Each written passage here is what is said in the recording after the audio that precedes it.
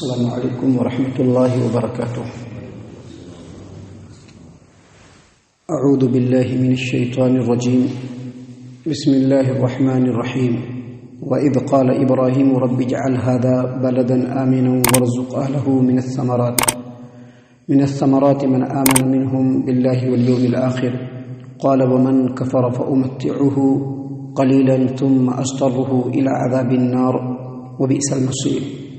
وَإِذْ يَرْفَعُ إِبْرَاهِيمُ الْقَوَاعِدَ مِنَ الْبَيْتِ وَإِسْمَاعِيلُ رَبَّنَا تَقَبَّلْ مِنَّا إِنَّكَ أَنْتَ السَّمِيعُ الْعَلِيمُ رَبَّنَا وَاجْعَلْنَا مُسْلِمَيْنِ لَكَ وَمِنْ ذُرِّيَّتِنَا أُمَّةً مُسْلِمَةً لَكَ وَأَرِنَا مَنَاسِكَنَا وَتُبْ عَلَيْنَا إِنَّكَ أَنْتَ التَّوَّابُ الرَّحِيمُ۔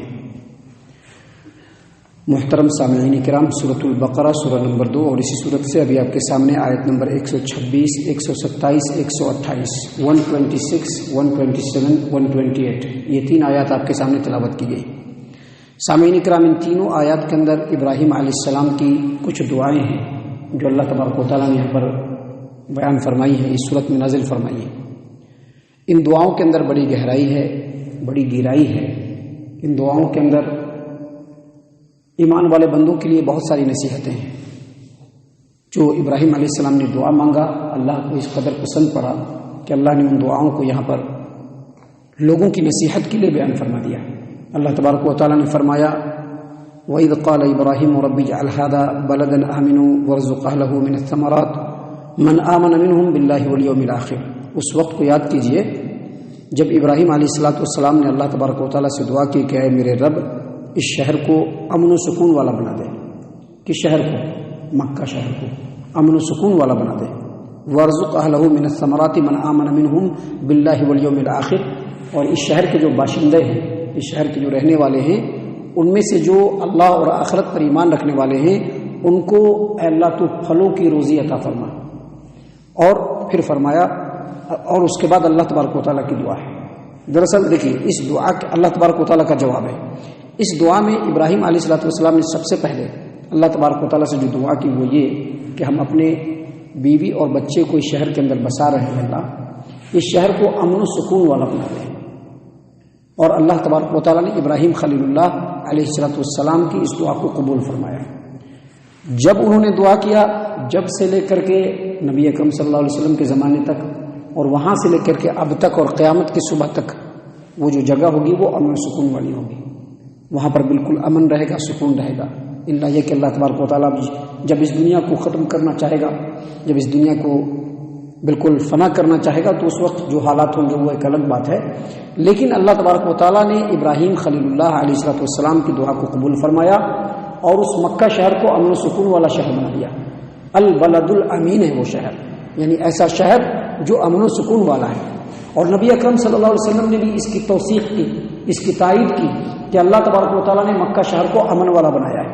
دیکھیے صحیح البخاری کتاب العلم کی روایت ہے، ابو شریح عمرو بن سعید ہے جو کہ اس وقت یزید بن معاویہ کی طرف سے مدینہ کے والی تھے، وہ ان کو ابو شریح نے کہا کہ اللہ کے رسول صلی اللہ علیہ وسلم نے مکہ کے فتح کے دوسرے دن خطبہ دیا، اور خطبے میں حمد و ثنا بیان کرنے کے بعد اللہ کے رسول صلی اللہ علیہ وسلم نے ارشاد فرمایا کہ یہ جو مکہ شہر ہے اس کو کسی انسان نے امن و سکون والا نہیں قرار دیا ہے۔ کوئی یہ نہ سمجھے کہ ابراہیم علیہ السلام نے امن و سکون والا بنایا یا میں نے بنایا یا کسی نبی نے بنایا، ایسا نہیں ہے، بلکہ مکہ شہر کو اللہ تبارک و تعالیٰ نے امن و سکون والا بنایا ہے۔ اور جس آدمی کو بھی اللہ تبارک و تعالیٰ پر اور آخرت پر ایمان ہو، اس مکہ شہر کے اندر کوئی فتنہ و فساد نہ کرے، کسی کو قتل نہ کرے، یہاں کے درخت وغیرہ کو بھی نہ کاٹے۔ تو اس سے یہ پتہ چلا کہ مکہ شہر کو ابراہیم علیہ السلام کی دعا کو قبول کرنے کے بعد اللہ تبارک و تعالیٰ نے امن و سکون والا بنا دیا۔ دیکھیے یہ دعا کا ایک حصہ ہے۔ اس آیت کریمہ میں جو دعا ہے، پہلی دعا کیا کیا کہ اس شہر کو امن و سکون والا بنا، اور اس شہر کے جو باشندے ہیں، اس شہر کے جو رہنے والے ہیں، ان لوگوں کو اللہ تبارک و تعالیٰ تو پھلوں کی روزی عنایت فرما، ان میں سے کن کو؟ جو اللہ اور آخرت کے دن پر ایمان رکھنے والے ہیں۔ آپ کو یاد ہوگا کہ اس سے پہلے کچھ پہلے جو آیت تھی، اس سے 2 دن پہلے کے درس میں ہم نے آپ کے سامنے بیان کیا تھا کہ اللہ تبارک و تعالیٰ نے ابراہیم علیہ السلام کو چند باتوں میں آزمایا اور اس امتحان میں وہ کامیاب ہو گئے۔ تو اللہ تبارک و تعالیٰ نے کہا کہ اے ابراہیم میں تم کو لوگوں کا امام بنا رہا ہوں، تو انہوں نے فوراً کہا کہ اور میری اولاد کو؟ تو اللہ تبارک و تعالیٰ نے کہا کہ جو ظالم ہوں گے، جو ایمان والے نہیں ہوں گے، ان کو کبھی بھی امامت کا اور قیادت کا درجہ نہیں مل سکتا ہے، وہ کبھی بھی امام نہیں بن سکتے لوگوں کے۔ تو جب وہاں پر اللہ تبارک و تعالیٰ نے یہ فرما دیا کہ جو ایمان والے نہیں ہوں گے ان کو امامت اور قیادت کا درجہ نہیں ملے گا، تو اب جو یہاں پر دعا کیا ابراہیم علیہ السلام نے، تو اس میں سے خود سے یہ شرط بنا دی کہ اللہ تبارک و تعالیٰ اس شہر میں رہنے والے جو اللہ پر اور آخرت پر ایمان رکھنے والے ہیں ان کو آپ پھلوں کی روزی عطا فرمائیے، یعنی وہاں پر خود سے یہ شرط لگایا۔ تو اللہ تبارک و تعالیٰ نے جواب میں کیا کہا؟ اللہ تبارک و تعالیٰ نے فرمایا قال، اللہ فرمایا ومن کفر فامتعه قلیلا ثم اضطره الى عذاب النار۔ ایسا نہیں ہوگا، جو ایمان والے نہیں ہوں گے، جو کافر و مشرک ہوں گے، جو نافرمان ہوں گے، جو اللہ کے بتائے ہوئے طریقے پر نہیں چلنے والے ہوں گے، جو اللہ کی اتاری ہوئی تعلیمات کے مطابق زندگی گزارنے والے نہیں ہوں گے، ایسے لوگوں کو بھی روزی دوں گا جب تک وہ دنیا میں رہیں گے۔ روزی کے لیے ایمان اور کفر کی شرط نہیں ہے، روزی کے لیے نیکی اور بدی کی شرط نہیں ہے۔ اللہ تبارک و تعالیٰ نے رزق کو تمام لوگوں کے لیے، پوری دنیا کے لیے عام کیا ہے، اسی لیے اللہ تبارک و تعالیٰ رازق بھی ہے، رزاق بھی ہے، ہر ایک کو دیتا ہے۔ جو اللہ کے سامنے جھکتا ہے اللہ اس کو بھی دیتا ہے، جو نہیں جھکتا اس کو بھی دیتا ہے۔ ابھی اگر کسی کو مال و دولت کا انبار مل رہا ہے، اس کو اس بات سے خوش نہیں ہونا چاہیے کہ اللہ مجھ سے بہت خوش ہے، نہیں، ہرگز ہرگز خوش نہیں ہونا۔ بعض لوگ کہتے ہیں اللہ کا بڑا فضل ہے، اور فجر کے وقت دیکھیے تو جا کے اپنے گھر میں پڑے ہوئے ہیں، نمازوں کے ٹائم میں دیکھیے تو ان کو کوئی مطلب نہیں نمازوں سے۔ تو اگر ایسے آدمی کو اللہ کی طرف سے بھرپور روزی مل رہی ہے تو وہ یہ نہ سمجھے کہ اللہ اس سے بڑا خوش ہے، نہیں، اس کے رزق کا جو حصہ اس کو مل رہا ہے۔ اللہ نے کیا فرمایا؟ ومن کفر فامتعه۔ ابراہیم خلیل آپ جو دعا کر رہے ہیں کہ اس مکہ میں رہنے والے جو ایمان والے ہیں ان کو میں پھلوں کی روزی دوں، دوسروں کو نہیں دوں، ایسا نہیں ہوگا۔ جو کافر ہوں گے ان کو بھی میں پھلوں کی روزی دوں گا، ان کو بھی میں رزق عطا کروں گا، لیکن کب تک؟ جب تک وہ دنیا میں زندہ رہیں گے تب تک۔ اور اس کے بعد کیا کہا اللہ تبارک و تعالیٰ نے؟ قلیلا ثم اضطره الى عذاب النار، فامتعه، ان کو بھی دنیا کا فائدہ دوں گا، ثم اضطره الى عذاب النار، اور پھر ان کو جہنم کے عذاب کی طرف دھکیل دوں گا، کیونکہ وہ ایمان والے نہیں تھے، کیونکہ وہ اللہ اور اس کے رسول کی اطاعت و فرما برداری کرنے والے نہیں تھے۔ ایک بات یاد رکھیے، بہت کھل کر کے میں بول دے رہا ہوں، اور ایک دم سمجھ لیجیے کہ ایک وقت کی نماز بھی اگر بغیر کسی عذر شرعی کے آدمی چھوڑتا ہے تو اہل علم کے صحیح قول کے مطابق وہ آدمی دائرہ اسلام سے باہر ہو جاتا ہے۔ اب اس کو اگر آنا ہے تو توبہ کر کے اندر آنا، توبہ کرنا، نماز کو قائم کرنا، اور آئندہ کبھی نماز نہ چھوڑنے کا عزم مصمم کر لینا۔ اور جب کوئی شدید عذر شرعی ہو تبھی نماز چھوٹے، اور جب نماز چھوٹے تو جیسے ہی وہ عذر ختم ہو فوراً نماز پڑھ لے۔ لیکن آج کل جو ہمارے سماج و معاشرے میں ہو رہا ہے، نیند، کاروبار، اور اگر کوئی فنکشن ہے تو لوگ ایک دم آسانی سے نماز چھوڑ دیتے ہیں۔ فنکشن بھی ہوتا ہے تو آسانی سے نماز چھوڑ دیتے ہیں، کاروبار کی وجہ سے بھی آسانی سے نماز چھوڑ دیتے ہیں، اور نیند کی وجہ سے تو نماز چھوڑنے والوں کی تعداد تو اتنی زیادہ ہے کہ آپ اس کو کاؤنٹ بھی نہیں کر سکتے مسلمان۔ ابھی فجر کی نماز چھوڑنے والوں کی تعداد اتنی زیادہ ہے کہ آپ کاؤنٹ بھی نہیں کر سکتے کہ کتنے سارے لوگ ہیں جو صبح کی نیند کی وجہ سے فجر کی نماز میں نہیں آتے ہیں۔ محترم سامعین کرام، اللہ تبارک و تعالیٰ نے یہاں پر بیان فرمایا ہے کہ چاہے جیسے بھی لوگ ہوں، دنیا کا جو فائدہ ہے بہت تھوڑا ہی فائدہ، دنیا کا فائدہ بہت تھوڑا ہے۔ اللہ کے رسول صلی اللہ علیہ وسلم کی ایک حدیث ہے، یاد رکھیے گا اور بہت غور سے سن لیجئے گا کہ نبی اکرم صلی اللہ علیہ وسلم کی ایک حدیث ہے۔ اللہ تبارک و تعالیٰ نے فرمایا کہ دنیا کے مقابلے میں آخرت بالکل ایسا ہی ہے کہ ایک آدمی سمندر کے اندر پانی ڈالے اور اس سے جتنا پانی آتا ہے وہی بس دنیا ہے۔ سمندر کے اندر ہاتھ ڈالے ایسے انگلی، اور انگلی کو ہاتھ ڈال کر کے نکالے، اس میں کتنا پانی لگے گا؟ بس اتنا ہی یہ دنیا ہے آخرت کے مقابلے میں۔ آخرت کے مقابلے میں یہ دنیا اللہ تبارک و تعالیٰ کی نظر میں مچھر کے پر کے برابر بھی نہیں ہے۔ جس دنیا کے لیے لوگ ہر کچھ کرنے کے لیے تیار ہیں، ہر اچھا برا کرنے کے لیے تیار ہیں، ہر غلط صحیح کی طرف بھاگنے کے لیے تیار ہیں، آخرت کے مقابلے میں اللہ تبارک و تعالیٰ کی نظر میں یہ دنیا مچھر کے پر کے برابر بھی نہیں ہے۔ اللہ نے فرمایا اسی لیے فَأُمَتِّعُهُ قَلِيلًا، جو اللہ کے نافرمان ہیں ان کو بھی دنیا دوں گا، اور اس کے ساتھ قلیلاً کا جملہ ہے کیونکہ دنیا بہت تھوڑی ہوتی ہے. اور پھر فرمایا ثم اصطبه الى عذاب النار، اور پھر اس کو جہنم کی آگ کی طرف دھکیل دوں گا، وہ بئس المصیر، اور یہ بہت ہی برا ٹھکانہ ہے. تو محترم سامعین کرام، اس دعا میں بھی بڑی نصیحت ہے جو ہمارے لیے. اس کے بعد جو اگلی آیت کریمہ ہے اس میں بھی ابراہیم علیہ السلام کی ایک دعا ہے. اللہ تبارک و تعالیٰ نے فرمایا وَإِذْ يَرْفَعُ إِبْرَاهِيمُ الْقَوَاعِدَ مِنَ الْبَيْتِ وَإِسْمَاعِيلُ رَبَّنَا تَقَبَّلْ مِنَّا إِنَّكَ أَنْتَ السَّمِيعُ الْعَلِيمُ. اور اس وقت کو یاد کیجئے جب ابراہیم علیہ السلام بیت اللہ کی بنیاد اور دیوار کو اٹھا رہے تھے. القواعد یہ قاعدتوں کی جمع ہے. اس کا مطلب ہوتا ہے پایا، پلر، پایا پلر جس کو اٹھایا جاتا ہے. اللہ تبارک و تعالیٰ نے فرمایا کہ اس وقت کو یاد کیجیے جب ابراہیم علیہ السلام اور اسماعیل علیہ السلام کعبۃ اللہ کے بنیاد کو اور پائے کو اٹھا رہے تھے، رائز کر رہے تھے، کعبہ کی تعمیر فرما رہے تھے. اس وقت انہوں نے کیا دعا کیا؟ ربنا تقبل منا انک انت السمیع العلیم. اے ہمارے رب، ہم سے اس خدمت کو قبول فرما لے، بے شک تو سننے والا اور جاننے والا ہے. اے ہمارے رب، ہم سے تو اس خدمت کو قبول فرما لے، بے شک تو سننے والا اور جاننے والا ہے. امام ابن ابی حاتم نے اپنی تفسیر ابن ابی حاتم کے اندر وہیب بن ورد سے روایت کیا. وہ یہ دعا پڑھ رہے تھے. کیا دعا پڑھ رہے تھے؟ وہ یہ آیت کریمہ پڑھ رہے تھے. کیا؟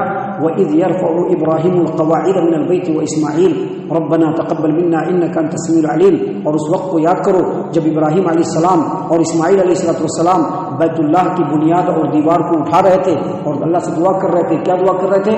رَبَّنَا تَقَبَّلْ مِنَّا إِنَّكَ أَنْتَ السَّمِيعُ الْعَلِيمُ. اے اللہ، ہماری اس خدمت کو قبول فرما لے، بے شک تو سننے والا اور جاننے والا ہے. اور اس کے بعد رونے لگے اور کیا کہا؟ اے خلیل الرحمن، آپ تو کعبۃ اللہ کی دیوار اٹھا رہے ہیں اور پھر بھی اللہ کے سامنے گر گرائیں کہ اللہ قبول فرما لے. آپ تو اللہ کے پہلے گھر کی تعمیر کر رہے ہیں اور پھر بھی اللہ کے سامنے کیا گر گرا رہے ہیں؟ ربنا تقبل منا انک انت السمیع العلیم. اے اللہ، ہماری اس خدمت کو قبول فرما لے. مطلب کیا ہوا؟ مطلب یہ ہوا کہ جو ایمان والے ہوتے ہیں نا، نیکی کرنے کے بعد ان کے دل کے اندر کچھ آتا نہیں ہے، بلکہ ڈر ہوتا ہے کہ کہیں اللہ میری اس نیکی کو ضائع نہ کر دے، کہیں اللہ ہماری اس نیکی کو قبول نہ کرے. اللہ تعالیٰ نے قرآن کریم میں سورۃ المومنون میں آیت نمبر 60 میں بیان فرمایا والذین یؤتون ما آتوا وقلوبهم وجلۃ انہم الی ربہم راجعون. ایمان والے بندے تو وہ ہیں کہ جو کچھ دیتے ہیں وہ اللہ کے راستے میں دیتے ہیں. جو کچھ بھی دیتے ہیں تو ان کے دل ڈر رہے ہوتے ہیں. کس بات سے؟ کہ کہیں اللہ تبارک و تعالیٰ اس نیکی کو قبول ہی نہ کرے تو پھر میرا کیا ہوگا. اس آیت کریمہ کی تفسیر میں مسند احمد کی اور جامع ترمذی کی ایک روایت ہے. ام المؤمنین عائشہ رضی اللہ عنہا نے پوچھا کہ اللہ کے رسول صلی اللہ علیہ وسلم، یہ جو لوگ ہیں جو کچھ اللہ کے راستے میں دیتے ہیں اور ڈر رہے ہوتے ہیں کہ اللہ تعالیٰ ان کی اس چیز کو قبول کرے گا کہ نہیں قبول کرے گا، کیا یہ لوگ چور ہیں؟ کیا یہ لوگ ڈاکہ ڈالنے والے ہیں؟ کیا یہ لوگ شرابی ہیں؟ کیا یہ لوگ زانی اور بدکاری کرنے والے ہیں؟ کہ نہ، اے صدیق کی بیٹی، اے ابو بکر کی بیٹی، یہ لوگ کوئی چور، کوئی پاکٹ مار، کوئی ڈاکو، کوئی بدکاری کرنے والا اور شرابی لوگ نہیں ہیں، بلکہ یہ وہ لوگ ہیں جو نیک لوگ ہیں اور جو کام بھی اللہ کے لیے کرتے ہیں تو ان کے دل میں ڈر لگا رہتا ہے کہ پتہ نہیں اللہ میرے اس عمل کو قبول کرے گا کہ نہیں کرے گا. اسی لیے ابراہیم خلیل اللہ علیہ السلام نے یہاں پہ کیا فرمایا؟ دعا کیا. ابراہیم نے اور اسماعیل نے کیا دعا کیا کہ اللہ اتنا بڑا کام تو ہم کر رہے ہیں لیکن اللہ ہمارے اس نیکی کو تو قبول فرما لے. آج بھی ہمارے دل کے اندر یہ رہنا چاہیے. بڑی بڑی نیکیاں ہم اپنے خیال سے کر لیتے ہیں کہ ہم بہت بڑی نیکی کر رہے ہیں، لیکن دل میں خیال رہتا ہے کہ ہم بہت بڑی نیکی کر رہے ہیں. نہیں، ڈر ہونا چاہیے اللہ میری اس نیکی کو تو قبول فرما لے، اللہ ہماری اس نیکی کو تو ایکسیپٹ کر لے. یہ دل میں رہنا چاہیے، نہ کہ ہم نے بہت بڑا کام کر دیا، بہت بڑا کام ہم سے ہو رہا ہے. یہ ساری چیزیں ایک ایمان والے بندے کی صفت کے بالکل خلاف ہیں. اس لیے ابراہیم خلیل اللہ علیہ السلام کعبۃ اللہ کی دیوار کو اٹھا رہے ہیں، دونوں باپ بیٹے، اور اللہ سے دعا بھی کر رہے ہیں کہ اللہ ہمارے اس نیکی کو تو قبول فرما لے، بے شک تو سننے والا اور جاننے والا ہے.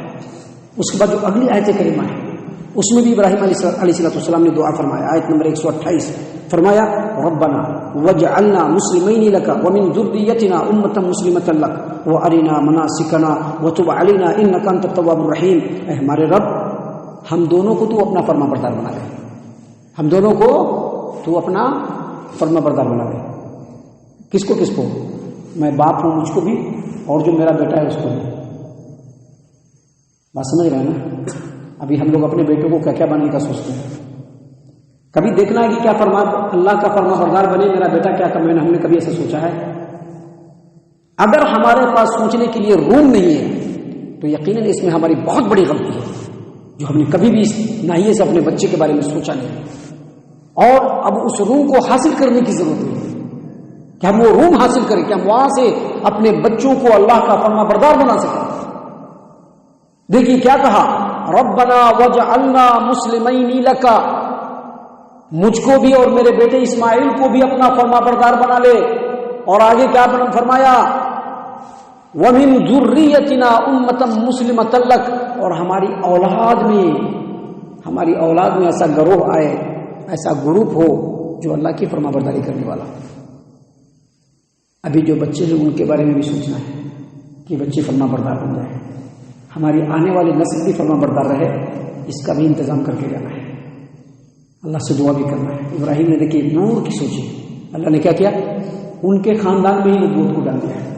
جتنے بھی انبیاء آئے سب انہیں کے خاندان سے آئے. جتنے بھی انبیاء آئے کن کے خاندان سے آئے؟ ابراہیم کے خاندان سے آئے. حتیٰ کہ محمد عربی صلی اللہ علیہ وسلم بھی ابراہیم علیہ السلام کے خاندان سے. اس سے پہلے جتنے نبیوں کا بڑا سلسلہ آپ دیکھ رہے ہیں وہ سب کے سب ابراہیم علیہ السلام کے خاندان سے. اللہ سے انہوں نے وہی دعا کی. آج دعا کیجئے کہ ربنا هب لنا من ازواجنا وذرياتنا قرة اعین واجعلنا للمتقین اماما. ہمارے بیوی بچوں کو اللہ تبارک و تعالیٰ تو متقی اور پرہیزگار لوگوں کا امام بھی بنا اور ہمارے آنکھوں کی ٹھنڈک بھی بنا. آج بچہ بڑی بڑی ڈگریاں لے کر کے آتا ہے تو آنکھوں کو ٹھنڈک پہنچتی ہے کہ ہمارا بچہ فلاں ہو گیا چلا ہو گیا. کیا کبھی ہم نے سوچا ہے کہ ہمارا بچہ اللہ کا اطاعت و فرما بردار ہے یا نہیں؟ اگر نہیں سوچا ہے تو آج سے ہی سوچنا شروع کر دیجیے. آج سے ہی سوچنا شروع کر دیجیے، کیونکہ ہمارے بھی بچے ہیں جو راہ راست سے بھٹکے ہوئے ہیں. اس میں ہماری غلطی ہے، ہماری کمزوری ہے، ہماری کوتاہی ہے. ہم نے وہ رخ کبھی اختیار نہیں کیا. ہو سکتا ہے کہ ہماری لا علمی کی وجہ سے ایسا ہو، کیونکہ ہم کو اب تک یہ سب باتیں معلوم نہیں تھی. لیکن اب جب معلوم ہو رہی ہے تو اب اپنی غلطی کو کریکٹ کرنا یہی ہمارے لیے سب سے پہلے ضروری ہے. اپنے بچوں کو اللہ تبارک و تعالیٰ کا فرما بردار بنانا. یہی دعا کیا کہ ہمارے رب ہم کو اور اسماعیل کو اپنا فرما بردار بنا لے. وَمِن ذُرِّيَّتِنَا أُمَّةً مُسْلِمَةً لَكَ، اور ہمارے آل و اولاد میں ایسا گروہ ہو جو تیرا فرما بردار ہو. مسلم کہتے ہیں ایسے آدمی کو جو اپنے آپ کو اللہ کے سامنے بالکل سرنڈر کر دیا ہو. مسلم کہتے ہیں ایسے اونٹ کو جس کے ناک میں نکیل لگا. اونٹ کے ناک میں نکیل لگا رہتا ہے نا، تو اس کو ایک چوہا بھی اگر چاہے تو کہیں سے کہیں کھینچ کر کے لے جائے. اگر اس کے ناک میں نکیل لگا ہوا ہے تو کوئی بھی اس کو اپنے پیچھے چلا سکتا ہے. مسلم اسی اونٹ کو کہتے ہیں لغت کے حساب سے. اسی لیے مسلمانوں کا نام مسلمان اس لیے رکھایا ہے کہ مسلمان کی زندگی کا ہر شعبہ، ہر فیکلٹی، اس کی ہر ایکٹیویٹی، اس کے ہر اسٹیپ اللہ تبارک و تعالیٰ کے بتائے ہوئے طریقے کے مطابق ہونا چاہیے، تبھی وہ مسلم ہے. نہیں تو خواہ اپنے آپ کو مسلم کہہ کر کے کوئی مسلمان نہیں ہو سکتا ہے. خواہ اپنے آپ کو کوئی مسلم کہہ کے مسلمان نہیں ہو سکتا ہے. کوا کالا ہوتا ہے نا، اس کے اوپر اگر ہنس کا پینٹ مار دیں گے وہ کوا ہی رہے گا. ہنس نہیں بن سکتا ہے وہ، ہنس نہیں بن سکتا ہے وہ. ویسے ہی مسلمان اگر ایسا ہے تو مسلمان ہے، نہیں تو خالی نام رکھ لینے سے مسلمان نہیں ہو سکتا ہے. اللہ تبارک و تعالیٰ نے یہی بات بیان فرمائی یہاں پر کہ ابراہیم اور اسماعیل علیہ السلام دونوں نے دعا کیا کہ اللہ ہم دونوں کو اللہ تبارک و تعالیٰ تو اپنا فرما بردار بنا لے، اور ہماری اولاد میں بھی ایسے لوگ ہوں جو اللہ کے فرما بردار ہوں. اور ہمیں وَأَرِنَا مَنَاسِكَنَا، اور ہم کو اللہ اپنی عبادت کے طریقے سکھلا. وَأَرِنَا مَنَاسِكَنَا، اپنی عبادت کے طریقے سکھلا. مناسک کا مطلب ہوتا ہے حج کے ارکان، لیکن یہاں پر مناسک کا مطلب عبادت کا طریقہ. ہم کو اپنی عبادت کے طریقے دکھلا دے. کیا مطلب یہ ہوا کہ اپنے باپ دادا نے جو طریقہ بتلایا ہے، جو باپ دادا سے ہم طریقہ دیکھتے چلے آ رہے ہیں، وہ اللہ کو قابل قبول نہیں ہے. اللہ تبارک و تعالیٰ کو عبادت کا کون سا طریقہ چاہیے؟ جو اللہ نے سکھلایا ہے وہ طریقہ چاہیے. اللہ تبارک و تعالیٰ کو دوسرا طریقہ نہیں چاہیے. وَأَرِنَا مَنَاسِكَنَا، اللہ اپنی عبادت کا طریقہ ہم کو سکھلا. اور کیا فرمایا آگے؟ وَتُبْ عَلَيْنَا، ہماری توبہ کو قبول فرما. إِنَّكَ أَنْتَ التَّوَّابُ الرَّحِيمُ، بے شک تو توبہ کو قبول کرنے والا اور رحم و کرم کرنے والا ہے۔ اللہ تعالیٰ سے دعا ہے کہ اللہ تعالیٰ ہم تمام کو ان تمام باتوں کے اوپر خوب ٹھنڈے دل سے غور و فکر اور تدبر کرنے کی توفیق عنایت فرمائے۔ اللہ تعالیٰ ہم تمام کو صحیح معنوں میں پکا سچا مومن مسلمان بنائے۔ اللہ تعالیٰ ہم تمام کو جنت الفردوس میں جگہ عطا فرمائے۔ اے اللہ ہم تمام کو جہنم سے پناہ دے۔ اے رب العالمین ہم تمام کو جہنم سے پناہ دے۔ اے مالک الملک ہم تمام کو جہنم سے پناہ دے۔ آمین یا رب العالمین وما علینا الا البلاغ المبین۔